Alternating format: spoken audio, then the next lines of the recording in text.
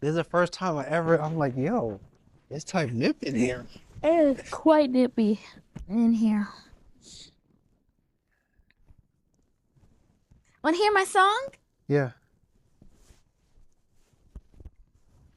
I made this like 20 years ago, almost 20 years ago.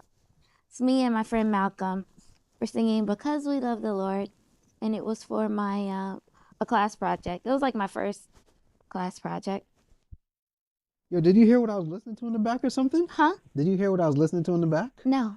Oh, I was listening to Victory by the Commission. Oh, really? So now for you to mention that, I'm like, yo, that's fire. No. And he was sweet enough to just sing on my school project. It was my first school project, just to show that I could do a 4-part harmony. And instead of 4-part harmony, I did a lot. That was nice. Thank you. So that was recorded back in 2007. Yeah. Okay. Speaking of that, At how do you Oklahoma Christian University. throw it in there? How do you incorporate spirituality or mindfulness from Hindu practices into your daily routine? How to say that one more time? How do you incorporate spirituality or mindfulness from Hindu practices into your daily routine? Okay. Well, yes. So I am Hindu. In the mornings, I get up and I do yoga. Do you have a set time? Huh? You have a set time? Like Yes. every day you... So I used to do it at 4:30. Now I do it at 5. Is it the earlier the better? Well, it's during brahma muhurta. That's when the veil between this world and the spiritual world is the thinnest. So brahma muhurta is between 4 and 6 in the morning. So I used to get up at 4:30 because my guru got up at that time, and now I do it at 5. And after that, I do pancha kriya, which is it's a body cleansing ritual. Pancha means 5, but I don't do all 5. I do 3 of the 5. And that's every day? Every day. Okay. It's a neti pot for the nose, an eye wash to cleanse and cool the eyes, and an enema. And do you feel good? Yeah, afterwards I feel great. Okay. And then I do puja. And then I start my day. What is puja? So puja, it's like a prayer. I do Guru puja and Shiva puja.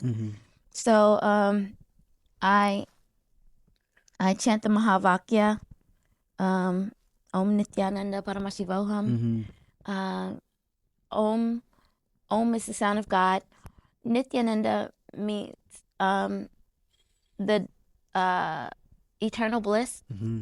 Paramashivoham is the supreme God within myself. And then I chant the... Oh, now that you're asking me about it, I forgot what it's called. My bad. No, it's okay. It's okay. It'll come back to me.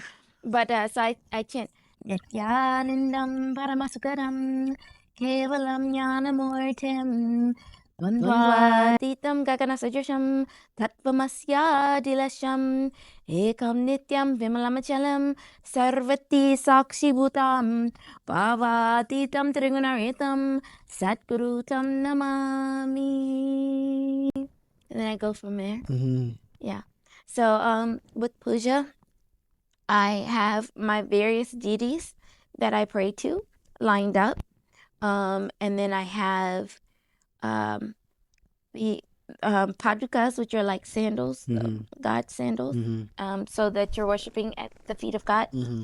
My Atmalinga, which is what I'm holding right here. This is what's given to me by my guru. And I have that sitting on like a Atmalinga holder. What is that? So it is the Atmalinga. It represents Shiva, Shakti, and Guru. No, you don't got to take it out if you don't need to. I respect don't mind it. I don't mind taking it out. Well, this is kind of snug. I just got a new Atmalinga holder. So it is 24 karat spatika. So it is flawless.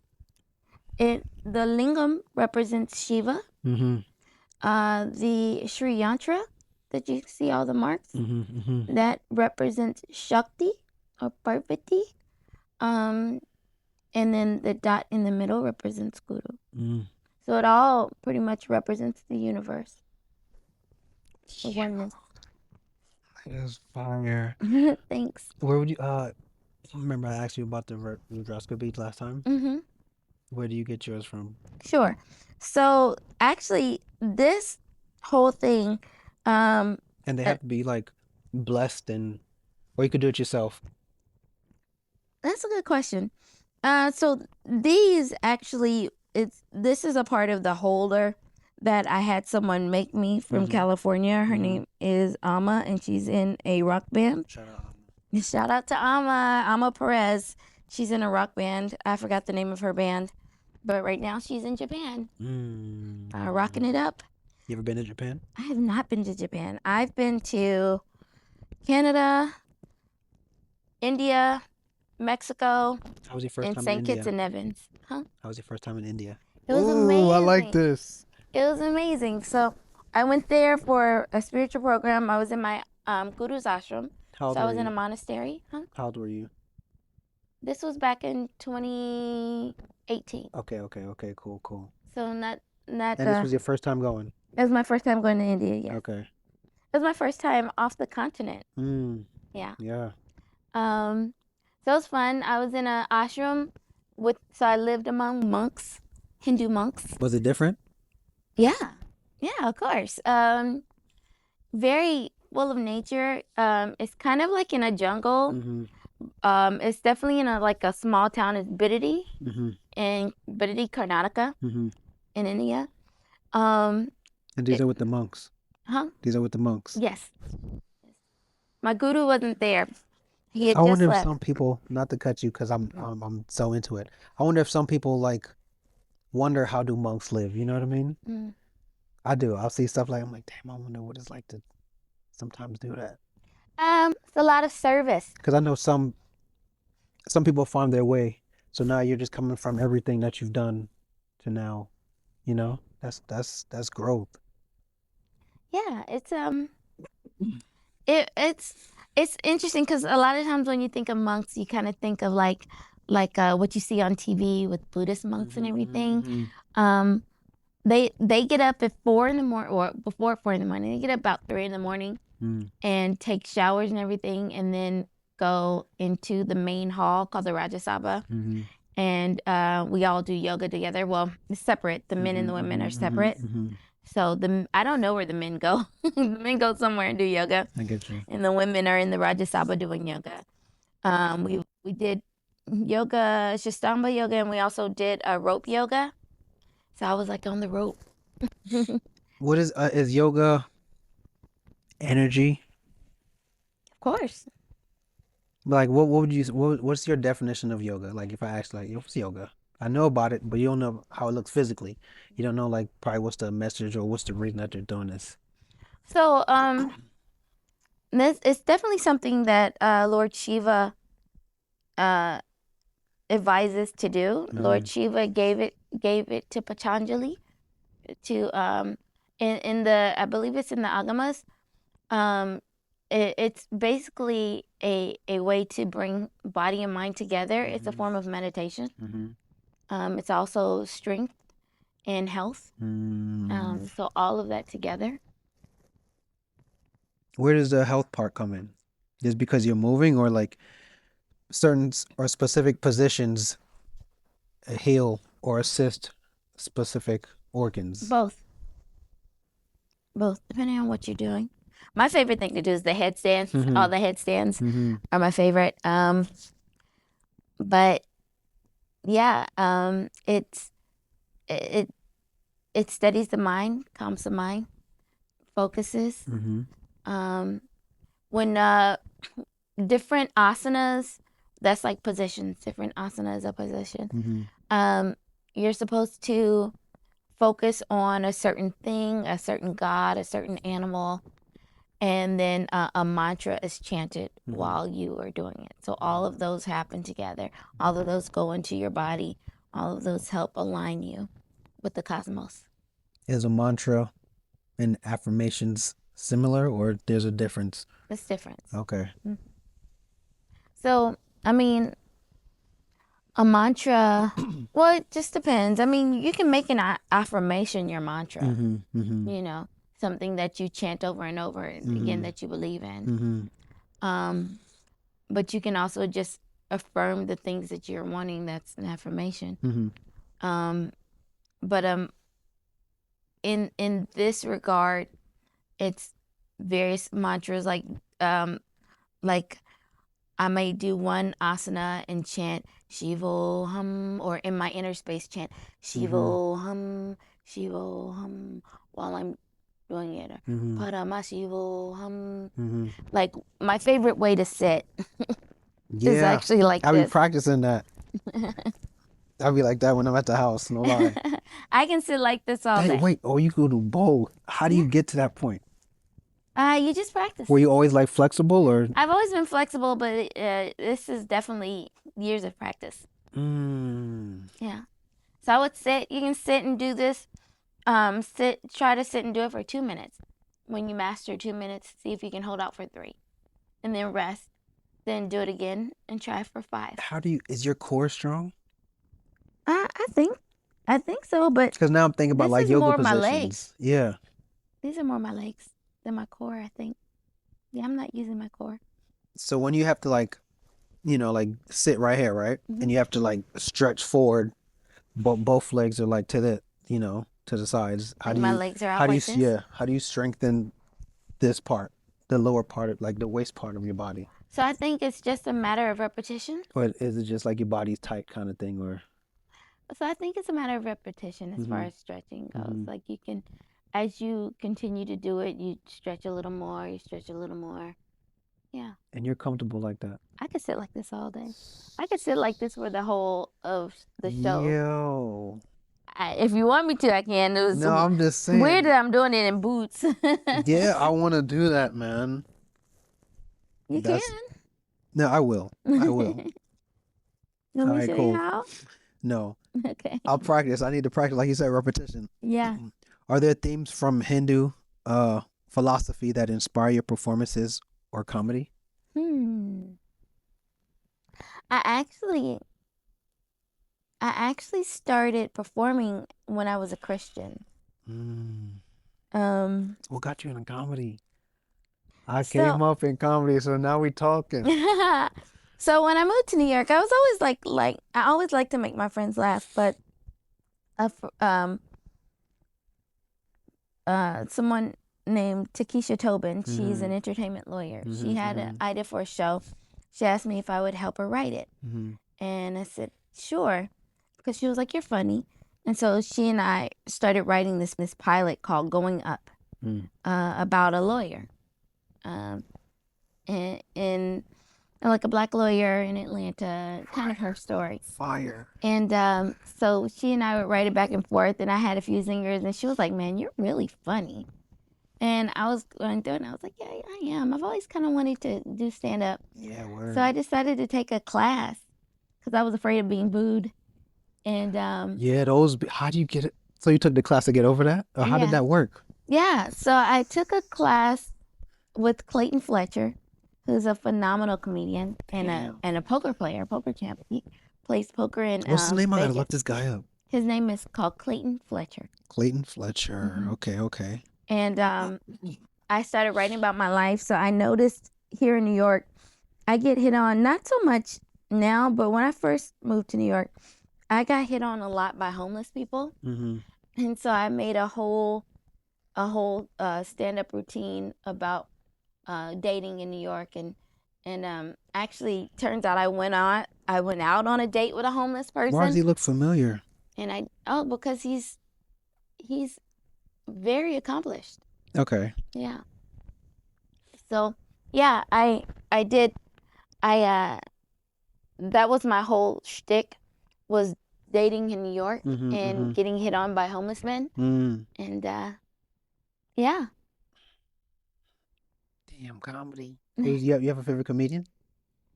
I don't know. Is that like a regular question? No, I mean, I don't know if I have a favorite comedian. Where's your comedy based from? Dating. That's what I was saying. Yeah, I like to talk about dating in New York, because you get characters. I had a guy. That's how do you look at them as characters? Oh, now we talking. Like, So, what makes them a character to you? Like, dog, like, what are you doing? because this dude, I met him on OkCupid, which after that I never got on OkCupid again. And he asked me out on a date, and I said okay. We decided to go to this place that's no longer there in Union Square, and it was really dark and very moody, just not something for a first date. Yeah. But I decided to go, and he told me later that he gets free drinks there. That's why he met me there. He knew the bartender. Yeah. And then I was like, okay, well, let's go to this other place that I knew about. It was down the street. And I was trying to be a cool girl. So I was like, first drinks on me. And he was like, okay. So we go. And at that time I drank, and we got a flight of beers, and we drank them. It was good. And so that's so cool also that you got to the point of not drinking anymore. That's fire. Well, a lot of people probably don't even think that way. Well, that's also all that stemmed from when I became Hindu. I stopped all that. Yeah. That's crazy. But he, after the first drink, he decided that he was ready to go. So I had to pay the tab, because I said the first drink was on me. And so then he was like, oh, we're doing next. I was like, I'm going home, because I was thinking he's whack. And he ended up following me to the train. He was like, I'm gonna walk you to the train. So okay. He told me he lived in Brooklyn at the time. I lived in the Bronx. And so I go to get on the D train, and he gets on the train with me. And I was like, why are you going? I'm going uptown. Why are you going with me? He was like, oh, I just want to make sure you get home safe. Bro, what? So I was like, okay. When was this? Around what time? They didn't have Ubers, or like? Well, it was, I mean, I didn't want to take an Uber all the way to the Bronx. Oh yeah, I get you. From 14th Street. I get you. No. Nah, but just only because of situations like that. You know what I mean? Like, bro, what you doing? Yeah, and I mean, at that time, I was just like, what? So I talked to him, and I was thinking, how am I going to get rid of this guy? That's you guys got to go through that.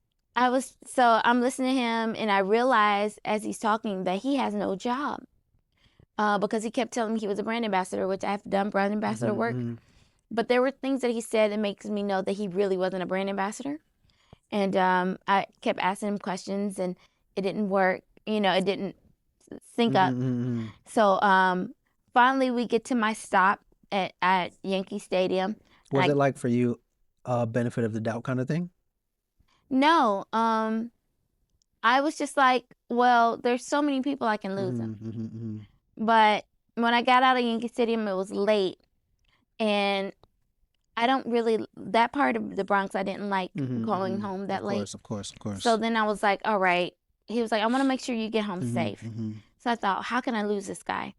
So when you take a bus to my house, and when you get out at the bus stop, if you go right, you go down one side of the hill, and there's a club there.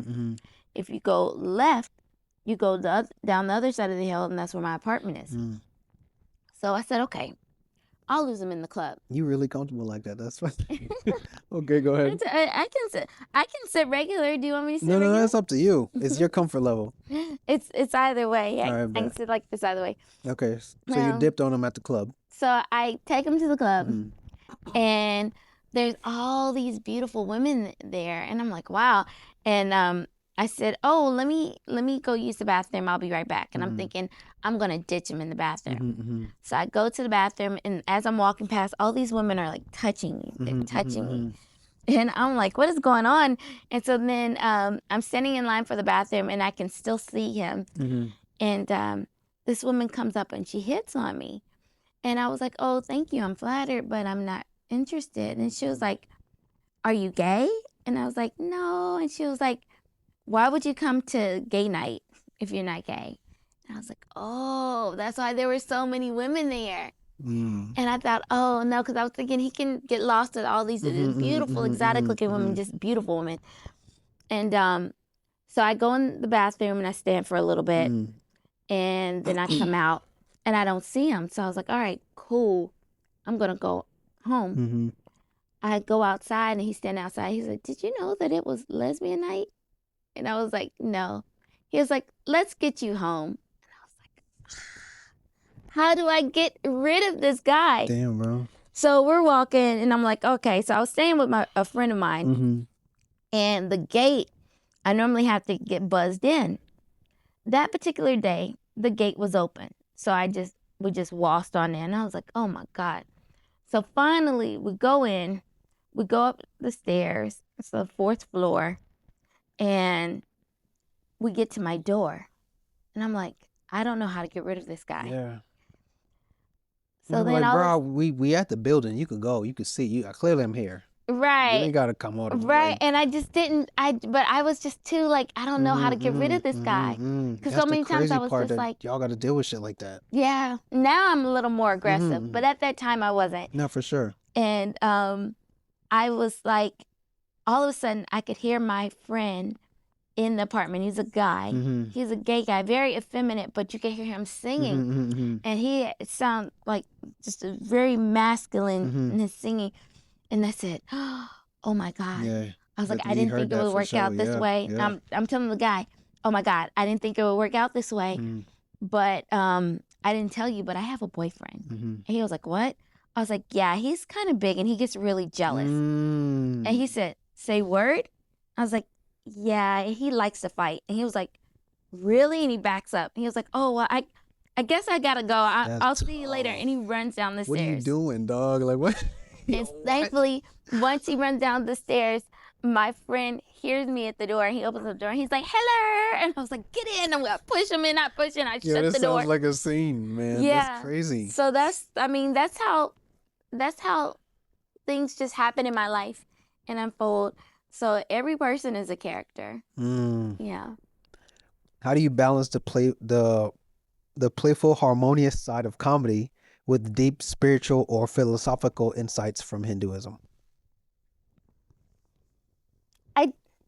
I don't really talk about Hinduism in my comedy. I just talk about my life, but I don't talk about my religion. And not that I don't. Is there a reason? No, it just it doesn't fit the branding of my comedy. Yeah. My comedy, I talk about dating, dating in New York, meeting old guys, meeting homeless guys, meeting crazy guys. I get you. You got to draw that line. Yeah. So it hasn't really come up as a point of reference to laugh at. Yeah. But when it does, I'll put it right in, you know. So. Okay. Do you have a favorite Hindu festival? Do they have festivals? Yeah. Okay. So there's so many gods, and all of them have birthdays.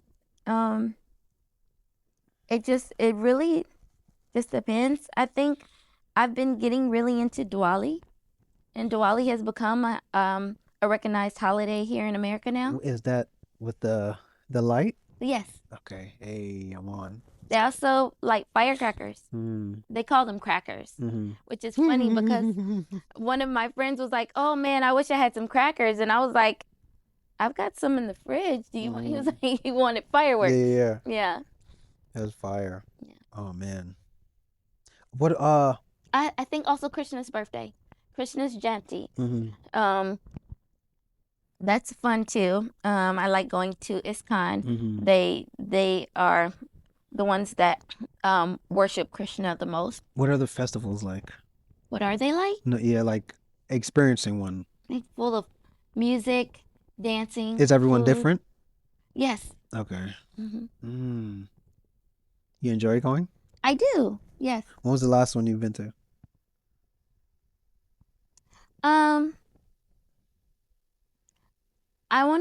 I didn't get to go to Diwali this year because I was working. I try to always go to celebrate Krishna. So I tend to go to ISKCON Temple in Brooklyn and celebrate Krishna. Okay. So it looks like while he's interviewing me, I am also his stage manager, and we have 5 minutes left. Oh, that's cool. That's fine. That's great. What else? Man, that's dope. I really got you on my show. I thought I didn't think when we just had the voice last time. Oh, matter of fact, I can show you how you look on camera. Oh, how about we do that off camera? No, they not gonna see it. But you look pretty dope. Oh, thank you. Mm-hmm. Did you have any questions for me as like an entertainer or as in singer? Yeah, I'm a singer too. Yeah. Okay, what falls under entertainer for you? I'm a singer, actor. You do multiple? Stand-up comedian. I used to dance, but I hurt my back in a car accident. Sorry about that. It happens. Voiceovers. Yeah. How do you get into voiceovers? You know, people always talked about my voice and how I sound like I should be a cartoon character. And one day I woke up and I was like, I want to do voiceovers. And I went to high school with someone that was on TV. And so I called them and I said, hey, do you know how I can get into it? And they said, call this person. So I called and I set an appointment. And they met me at their studio and interviewed me. And then they said, they got a call in and they said, wait, did you say you can do kid voices? And I was like, yes, I can do kid voices. And so they were like, oh, great, we need you to come and sing this. And so just right then, I sang Head, Shoulders, Knees, and Toes for Anthem Healthcare and as 3 different children. Does the voice, the different, I guess, the kid voice, for example, do you get paid a specific amount for kids' voices kind of thing compared to other voiceovers? No, it just depends on the project. Nice. But yeah, look, this is how you look on the camera. I got you. You looked amazing, bro. Really? Yeah. Hopefully the audio works, because last time Liz did something.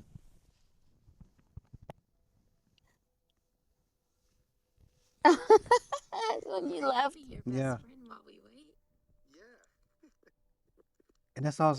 I'm like, yo, it's gonna work out. And then, because I know me and TJ we like that upstairs. Absolutely. Kundalini awakening. You definitely want to awaken your Kundalini. You definitely want to open your third eye. Trust me, because I experienced things like well, that's cool. It looks like so we're in a temple right now. There you go. Hey, okay. I don't want to say my Kundalini is, actually, like when I'm in those states of mind. It's like so have you experienced a Kundalini awakening? Oh, y'all talking about it. No, and I'm one of the people that, remember how you said some people try to do it on their own? I never like fully committed to it, but I would learn about it. So my guru does that. I love the information. My guru does that. He helps. He can awaken your Kundalini and awaken your third eye, and that's something that you want done. Is that like? Is it trippy? What was your first experience like? No, it's not trippy. It's when you're guided by a master, it makes it easy. You know, he makes it easy. He does the work. You literally just sit there, but you can feel. Different people feel different things. For me, I've definitely felt a surge of energy, and I could feel it rising up from the base of me up, and I could feel it rising up my spine to the top of my head. The crown. Oh man. What? Yeah. The first time it happened, how do you feel? Like it was, or what made you want to do it? Or did you get to like a certain point of like, okay? Okay, we'll have to wrap after this question. So no problem, my guru, His Divine Holiness, the Supreme Pontiff of Hinduism, Sri Nityananda Paramashivam, when he awakens your Kundalini, for different people had different thoughts. People had surges of energy. I actually had this like feeling of ecstasy. You know, I was like you can legit feel it. Yeah, like so I was in India, and I was sitting there, and he was doing it remotely. He was somewhere else. But he was doing these mantras with his hands. But one of the things I remember him doing is going like this. When he did like this, I felt it go woo, and it just surged up within me. And I had such a feeling of ecstasy. I had this rush of ecstasy and then energy. And when it was over, I was just feeling, I just felt so good. That's amazing. Yeah. And how'd you started thinking? Was your thought process different? Or you just seeing things in a specific perspective? So I think there are times when you see things, like I just came back from a spiritual retreat, and I felt like I was looking at things with new eyes. At some point you have a breakthrough, and that breakthrough just helps you like shift your cognition, gives you a cognitive shift about you and the world around you and your place in it. Are your eyes different colors? No, they're blue. They're brown. Is they blue? No, Nah, they're because blue. the one on that side looks green. I don't know, probably because of this. I think it's and this this. one's brown. And I'm like, yo, she has two different color eyes. I know. Especially because the stuff that we're talking about, I'm like, oh, this is fire.